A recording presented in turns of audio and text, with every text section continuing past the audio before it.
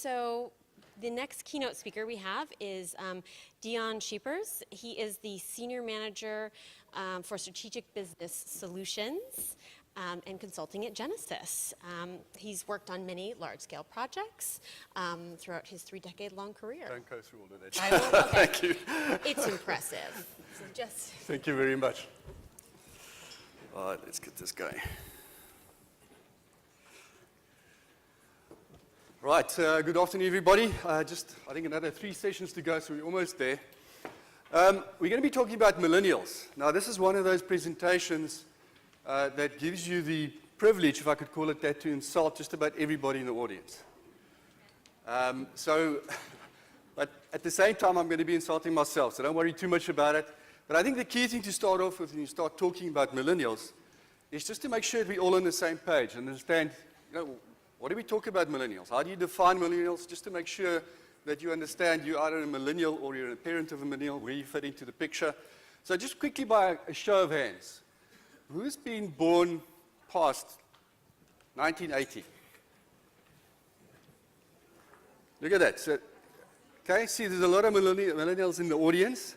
I'm going to upset them the most. So I just want to make sure I see you guys so I can run away when we leave the audience.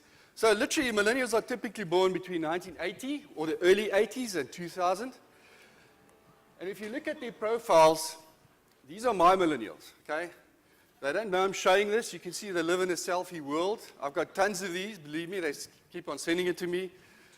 So when I talk about millennials and I talk about myself as a parent of millennials, be relaxed. It's not that serious. So the big question is, what's all the fuss about millennials? Okay, well, there's a lot of white papers, a lot of research about millennials and the way that we need to work with them, specifically in the working environment. So this presentation is going to touch on a lot of those things, but specifically understanding how millennials are moving and evolving into the working environment. And at the same time, being a customer experience conference or a contact center conference at the same time, please understand that this is applicable not only to your own workforce, but also to those agents that you're going to be using to provide all this fantastic customer experience service that you're talking about. So there's this whole wave of old baby boomers moving out of the working industry. There's a lot of stats about how million baby boomers are going into retirement, and the younger generation are stepping in and taking over. So that's part of the reason why we're saying it's something to take note of. In fact, Deloitte, and there's a lot of other research like I say quite clearly that by 2025, 75% of the workforce will consist of millennials. So it's a good thing for you to start thinking about understanding them, how they think, how they work, how they operate, and also from a consumer point of view, understanding how you would provide service to these environments. At the same time, please understand that this buying force, the consumer force, and the money spend is moving towards this generation, all right? So if you're going to provide customer service, they've got the money, it's a good thing to think about it. This is a nice video clip that gives you all kinds of stats and information about millennials, just to set the scene before we dive into a bit more detail.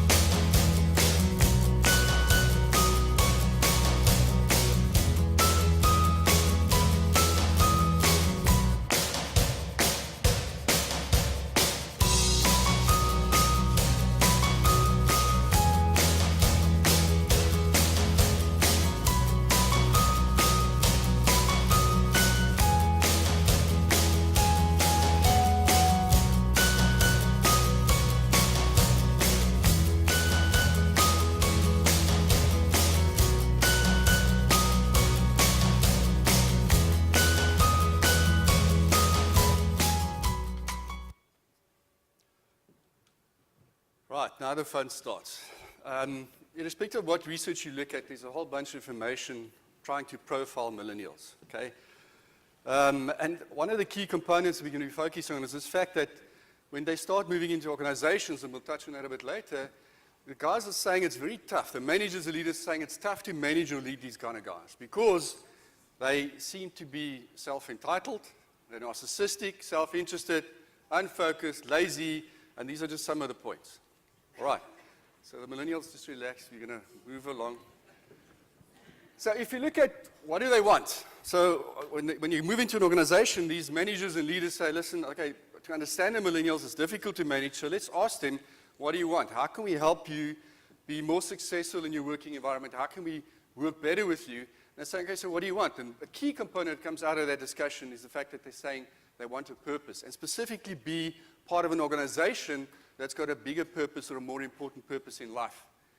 They want to make an impact. They want to make a difference. All right? That's quite a key theme coming through from most of these environments. But then there's also these funny things. Give me beanbags, give me fast food, give me more flexible time.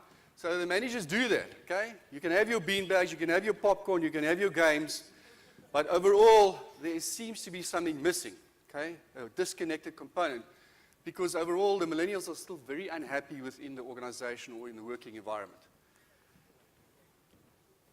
So we say, okay, that must be because there's a whole bunch of challenges. Now we're going to touch on 3 or 4 challenges that we see within the marketplace, specifically in the business environment, to try and explain why these millennials are still unhappy. And it's starting with parenting. Okay. So there's a lot of millennial parents in the audience as well. And there's definitely a whole bunch of reasons why parents are causing a whole lot of these problems. Okay. And it starts off, we're looking at let's call it a parenting strategy, dysfunctional parenting strategy, okay, where you basically bubble wrap these kids before they go out the door. You're always constantly telling them, I'm special, you're special, you're special. You're always telling them, listen, you can have whatever you want, just because you want it. Anything in life, it's yours, okay? We're also seeing quite often in schools, for example, that parents get involved in making sure that their kids are being pushed up into the better classes, the more honors classes. Customers or parents are getting involved with schools around pushing kids' marks up, making sure they get A's. Or maybe it's just the teacher saying, listen, I don't want to deal with this parent, I'm just going to give him an A. You know, because there's a lot of that involved. But one of the biggest problems we're seeing is the fact that they've got this medal environment where everybody that participates get a medal. Okay? Science has now quite clearly shown that by giving everybody medals just because they're participating is causing a lot of damage on both sides of the fence. Both for the kids that's winning, because it devalues the value of that medal, and the guys that are losing are not stupid. They know that they actually didn't deserve it. So it makes the whole thing even worse. So you're sitting with a whole generation growing up in this world and really causing a big problem for them as they move forward, because now their self-esteem is being built up by these parents, and now they have to start moving into this work world. So here's a millennial going off to work, his first day, and what happens? He walks into that business environment, and suddenly the real world strikes him, okay? Because now everything's changed, okay? You're no longer sitting in a world where everything is controlled and everything is lovely. You are no longer special, okay? Your parents are not going to help you, promote you, and move you into promotional positions, okay? You're not going to get a medal or a reward or a promotion if you come in last, okay? It's not going to happen. And guess what? You're not going to get something just because you want it anymore. So you can understand that when they start moving into the business world, that has become quite a big challenge for them, and it literally within an instant starts shattering that individual, okay, both from a self-service, image or a self-esteem point of view. So you're now sitting with this generation that is really have got a problem with their self-image. In fact, it's the biggest problem based on all the previous generations combined. To compound all of this, they're living in this world of Snapchat and Twitter and Facebook, where to a large extent they're creating a false world. Okay? They're creating this image that everything is perfect, everything is under control, life is fantastic, life is lovely, because they can control what they post and where they're going to, yet they are basically depressed. A whole bunch of these millennials are depressed. Not you guys, but millennials have got the problem. All right. Because what they realize now is in their world, it looks like everybody's under control, everybody's got control, everybody's tough, they understand what they're doing, they've got control of life, but in the background, very few people are in fact that tough or have got control over their lives. Now you add this component of technology on top of that, right? And technology gives you a whole bunch of challenges within that space, because what we're now starting to see is the moment you start working on social media, there's this component called dopamine. And somebody actually spoke about dopamine yesterday, but dopamine is basically a drug in the brain that makes you like things, enjoy things. It's almost like a reward within your brain as you go through dopamine, but it's also very addictive. Okay. So when people start using social media and you start tweeting or getting likes, or people start communicating you, every time you get a hit or a tweet or a like, that dopamine rush is positive. It becomes addictive, and you like it and you enjoy it and you want more of it all the time.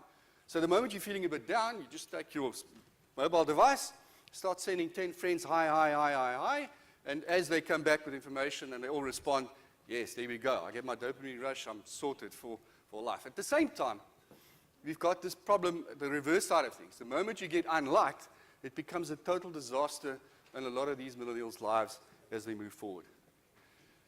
Interesting fact is dopamine is exactly the same component, if I could call it that, or stimulant, that we get from drinking, from gambling, from smoking. So you can see it's a very highly addictive focus in your life. But yet, even though we are banning alcohol and smoking and gambling for a lot of people in a lot of age groups, we are doing nothing with regards to social media or internet. Okay. So we're now basically living in this world where you, to a certain extent, saying, for example, there's your liquor cabinet at home, and we're saying, teenager, go for it. Help yourself. Go through your adolescence by working through your social media challenge, by getting access to unlimited, mind-numbing dopamine. Have fun. And that's been one of the big problems going forward. So most millennials don't know how to form meaning relationships as well because of technology. All right. You can speak to a lot of these guys. They have relationships, but it's very superficial. They don't have real friends where there is deep relationships built. And in general, what they're saying is, and what research is showing, is that they feel that their friends would leave them for the next guy or the next hot image or next person or whatever the case might be quite easily, and they can't trust on their friends in that environment. And this is partly why. I mean, there was a lot of slides during the conference that showed how dysfunctional most of these millennials are, where they're sitting at dinner tables, sitting at family tables, sitting at functions, sitting in schools, sitting in classrooms. There was a lot of them sitting there playing with their phones while the other speaker was talking. So there's a big problem. These guys, they don't communicate. They're supposed to be talking, but it's all about devices and systems, and they never live within that moment itself. So by default, we're now starting to see that millennials have also got a big problem in managing stress within their lives. And at the same time, to make all of this even worse, is now they've got this whole issue around impatience, because they are living in a world where there's instant gratification. Okay.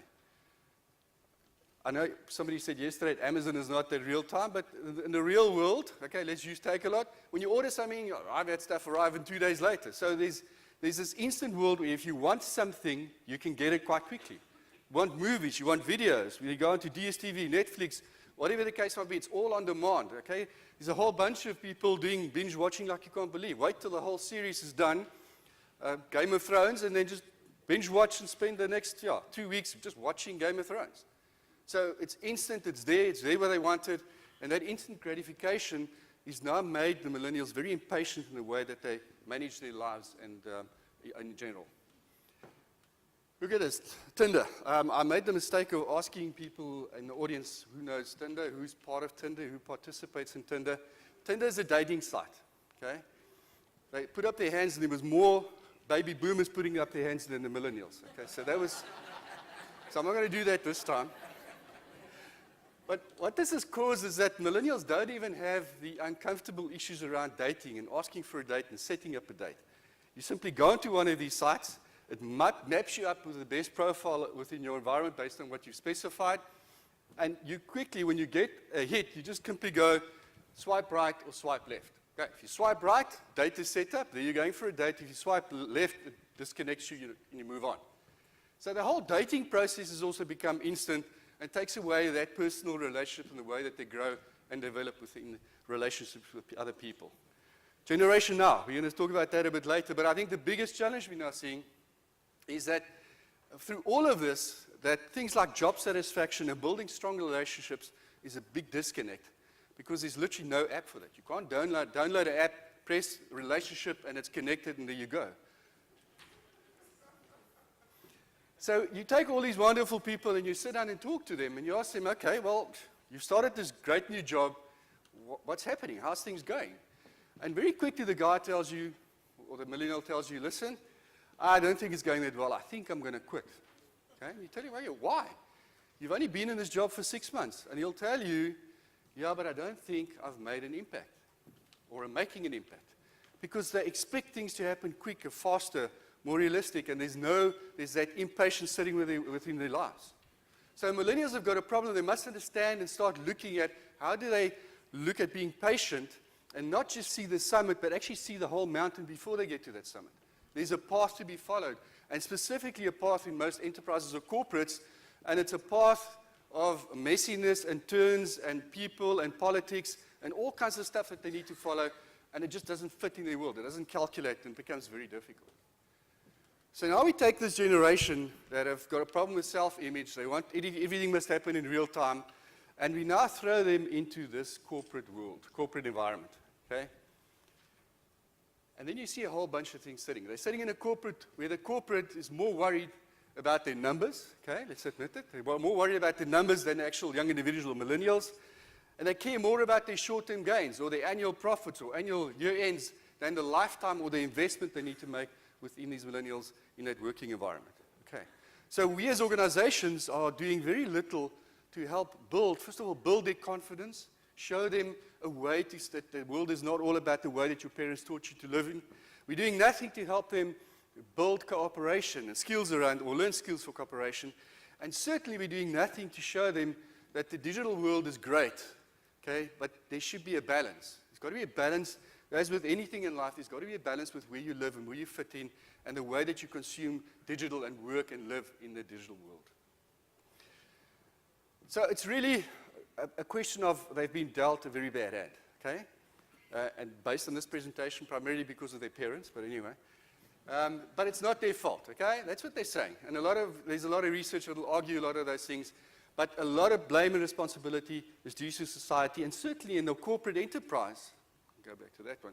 The corporate enterprise and the contact center, customer service center, now must realize that they've got a responsibility to understand these millennials and to work with them to start building and fixing and maybe be more successful with this next generation that's evolving into that space. So now if you move into this contact center, call center world, and you need to start look at engagement within that place, it's quite clear, and there's been a whole bunch of presentations during the last couple of days that spoke about customer experience and the importance of customer experience. And there's tons of information like this. This is a stat from Gartner, well, not a statement from Gartner, basically saying that CX will be the new competitive battleground, okay? In fact, it's saying will be the last. Now, a lot of stats and information saying it's already been for the last couple of years. In fact, Gartner said by 2016, 90% of organizations are going to be competing on customer experience primarily, which is a big challenge. Gartner is also saying that by 2017, which is now, roughly 50% of companies will be investing R&D and in infrastructure and systems and services in order to improve customer experience and to build customer experience innovations. Right? And that's what all of this is about. That's why you're here. You see, how do you invest? How do you move towards building a better customer experience in your working environment? Forresters at the stand, they got some great stats and reports. This one talks about the age of the customer. Okay? For those of you who don't know, there's certain cycles as the market in the world moves on. And today we're living in this world age of the customer. All right? And in the age of the customer, it's all about digital. It's all about the customer having the power and the voice, and they're going to use it when they interface and work with your organization. On top of that, we spoke about technology within the millennials world as well. And digital transformation or digital disruption, one of the previous speakers spoke about that briefly as well, is real. It's there. It's having a massive impact on the millennial. It's having a massive impact on your consumer, on your customer, and it's definitely having a massive impact on your organization and your industry. A lot of people talk about this, but disruption is real, and it's going to affect all the industries. It's not going to skip your industry for some kind of reason. Okay? It's there, it's happening fast. A lot of these multi-billion-dollar organizations have been around only for 5 or 10 years. Yet they're now controlling the market space And that's something that you need to realize, and it's something that needs to be taken into consideration when you talk about millennials and the way that you're going to be adjusting your organization to manage that environment. Social media is there. The way we work, live, communicate, it's real. Mobile first. Mobile first, especially in the millennials world. It's about mobile devices and getting access to anything from those mobile devices. Any channel, any time.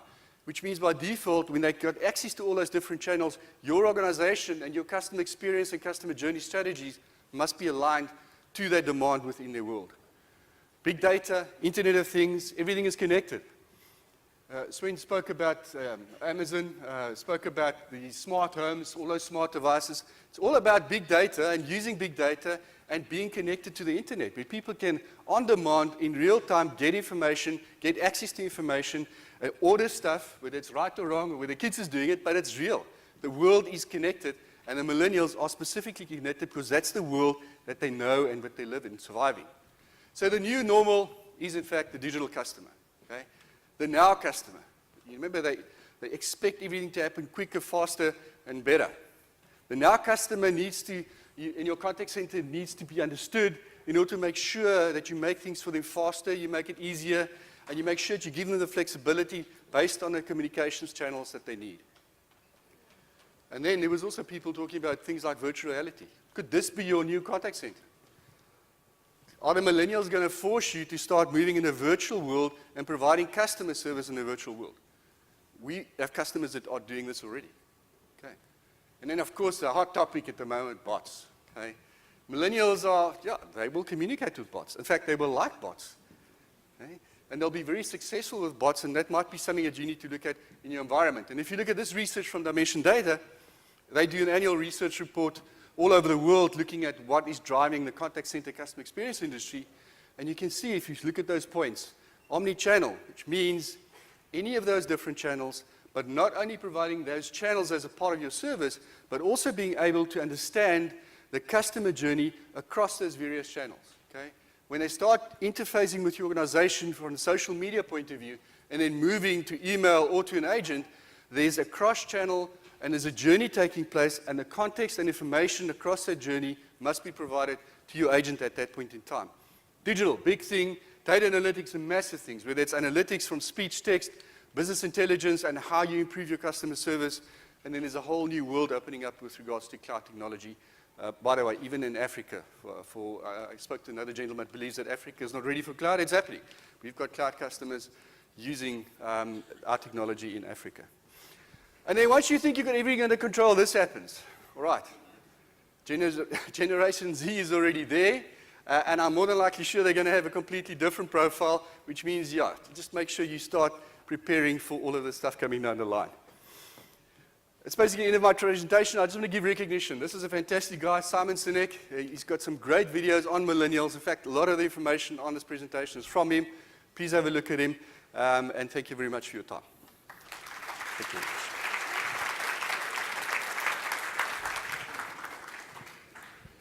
Thank you so much. That was great. Really interesting stuff.